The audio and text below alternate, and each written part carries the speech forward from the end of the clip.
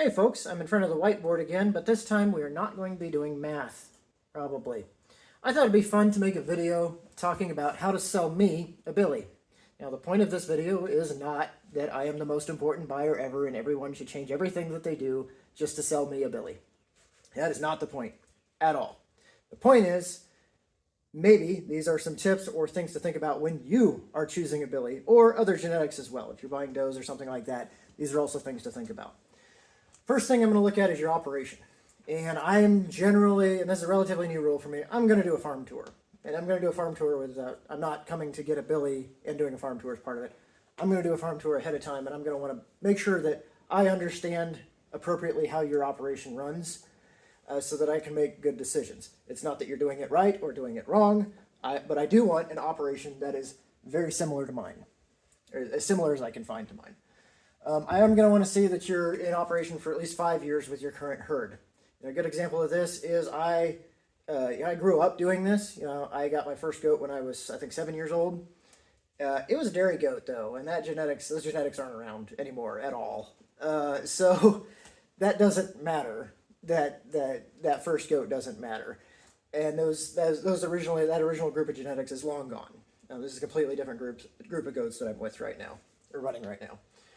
The other thing is, from a size perspective, I'm going to want to see you have at least be kitting out 20 nannies every year.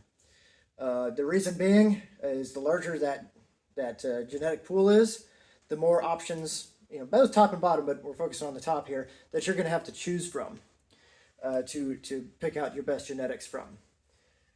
The next one, and this one is, and I'm not trying to start a fight here, this is a little bit of a no true Scotsman thing, but I want to see a true low input system.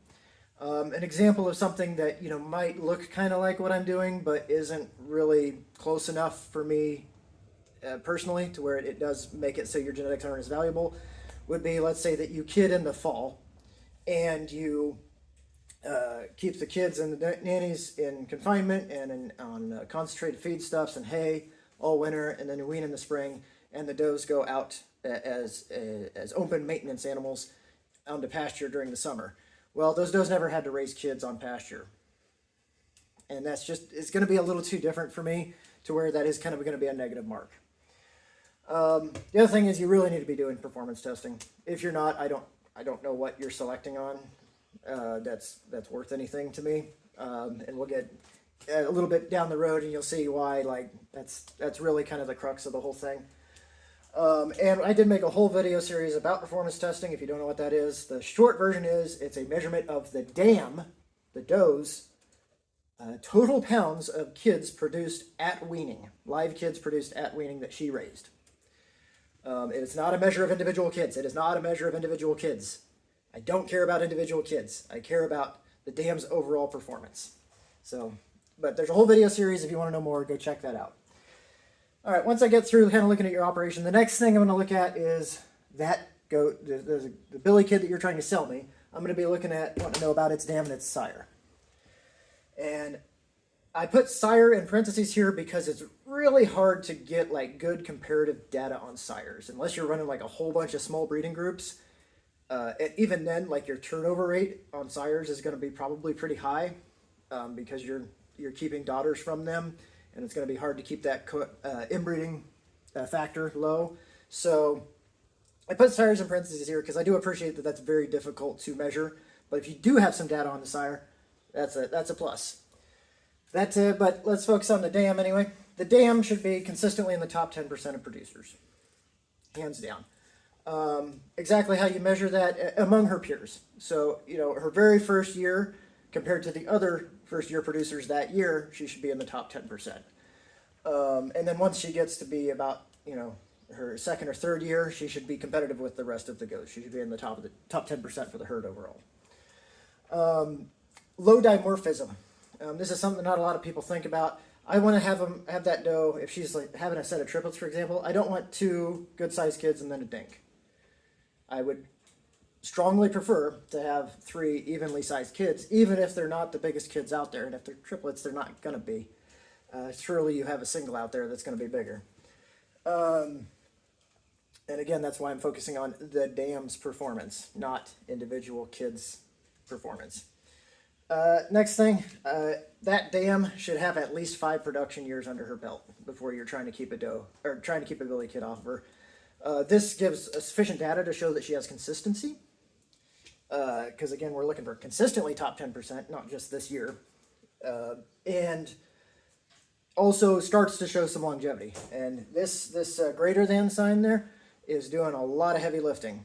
Because if you have, I would value a billy kid with all the same stats out of a 12-year-old doe that is kidded every year, much higher than that out of a 6 or 7-year-old doe. That's the only way to select for longevity, is to select animals out of old animals. And that longevity does make a pretty big difference on your bottom line. Down here we kind of have a laundry list of things, and they're all just kind of hard stops. No maternal issues. If that doe's ever rejected a kid, no. If that doe's ever needed to be wormed or sire, no. If that doe's ever needed her hoof trimmed.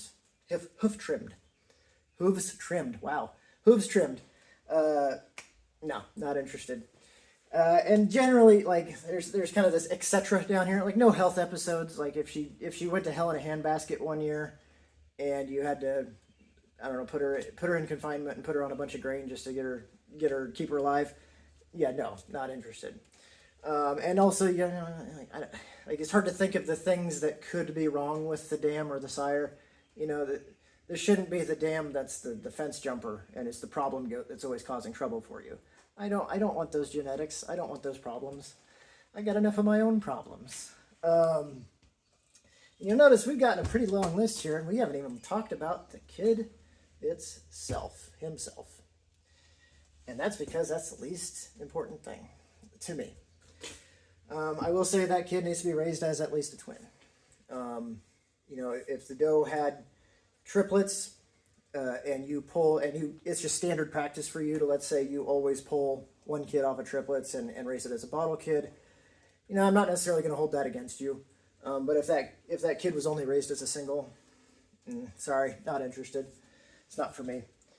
I did put forage test on here, and I put it in red, not because it's a super high priority for me, kind of because it's the opposite. I'm going to make a separate video sometime where I talk about forage tests and why they're not the be-all, end-all that some folks treat them as.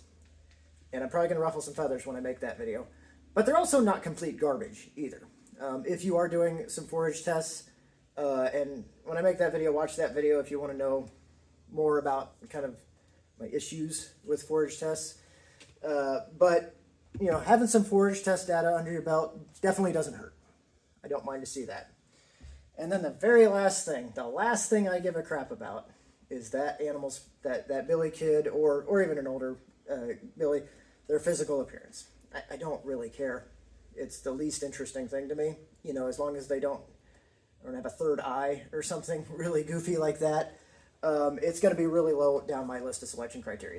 It's still there, but it's not completely off. You'll notice some things that aren't on here. I don't care about the goat's name. I don't care what color it is. I don't actually care what breed it is. I don't care whether it's registered or not. I don't care how big it is, honestly. I don't care about its individual performance data. That doesn't really tell you anything. So yeah, that's kind of, again, my list. I reserve the right to add from or take away from this list anytime in the future. The whole idea here, again, was just to give you maybe some things to think about when you're selecting genetics for your herd in the future.